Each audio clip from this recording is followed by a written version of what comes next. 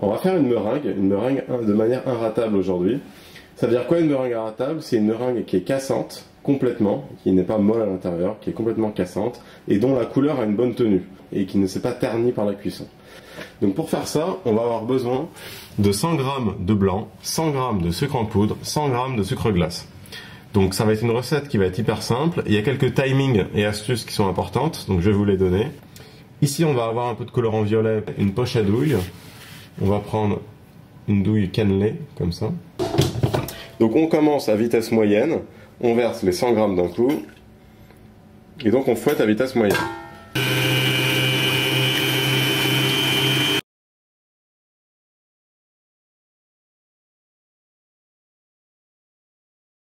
Donc le premier signal, c'est lorsque le pot est proche des sillons et qu'il y a peu de flux liquide, on met 50 g de sucre en poudre.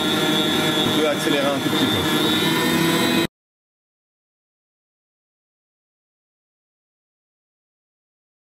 Je vais arrêter, je vous montrer. Quand on a ça, un beau bec d'oiseau bien épais, vous voyez c'est le diamètre ici qui est important, on a quelque chose de bien épais, bien dense.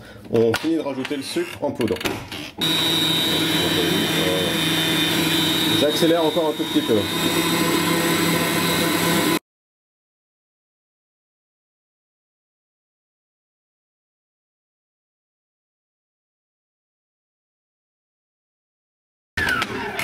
Donc là, on a une meringue hyper dense, vraiment hyper dense. Et là, on a comme une crevasse, quoi. Ça, c'est vraiment densifié. Donc quand vous avez quelque chose de très dense comme ça, très rigide, on va rajouter d'un coup les 100 g de sucre glace restants. On remet cette fois à vitesse moyenne, pour que lorsqu'on mette le sucre, on n'en met pas partout, quoi. On va déjà faire de la fumée, donc sucre en poudre sur le bord. Et là, la réaction est marrante, regardez. On va voir autour du fouet, tout ce qui est autour du fouet va repartir sur les parois. Et le fouet va se vider.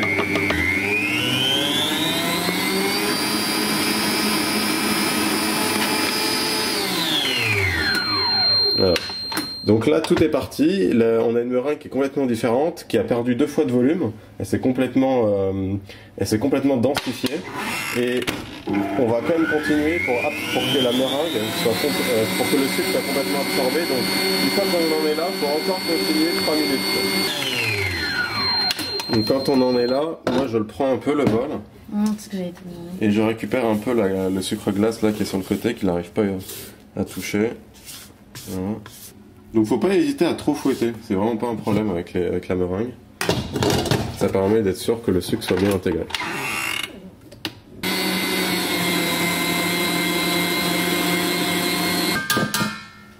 Bon, moi je le prends chez G2Tout. Vous avez les mêmes chez meilleurduchef.com. Meilleurduchef.com, je fais un peu la pub, mais c'est vrai qu'ils ont de très bons produits. Et c'est pas cher du tout chez Meilleur du Chef. C'est important qu'il n'y ait pas de bulles, parce que quand vous pochez, ça va éclater sinon, pendant le pochage. Donc ça casse un peu la meringue. Voilà, donc on fait comme ça. Silicone, papier de cuisson. Hop, on repart notre bourguignon à 6. Et là, on fait vraiment tout ce qu'on a envie. Donc on va faire des petites meringues, des petites boules comme ça pour aller avec le café. Vous pouvez mettre du colorant et de l'essence. Vous amusez pas à mettre autre chose, de la vanille. Non, ça marche pas. On met du colorant et de l'essence. Par contre, vous êtes vraiment libre en matière de parfum et de couleur. Alors on peut faire de la meringue comme ça. Plus elle est épaisse, plus elle va mettre de temps à cuire. Faites attention lorsque vous avez une plaque hétérogène comme ça. Vous allez contrôler la cuisson sur des petites meringues et la grosse sera pas cuite. Donc faut faire gaffe, faut avoir au moins un témoin. Si j'en ai un gros comme ça, je fais une petite colonne à côté de meringue pour avoir un témoin de cuisson pour l'élément le plus gros, quoi. Idéalement, il faut avoir les meringues de même taille, quoi. Donc là, vous faites vraiment ce que vous voulez. On va faire des cœurs. Hop.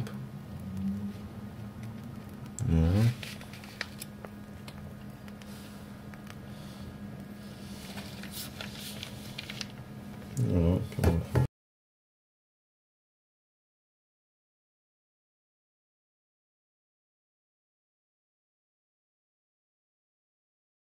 Fourne 90 degrés pendant 1 heure.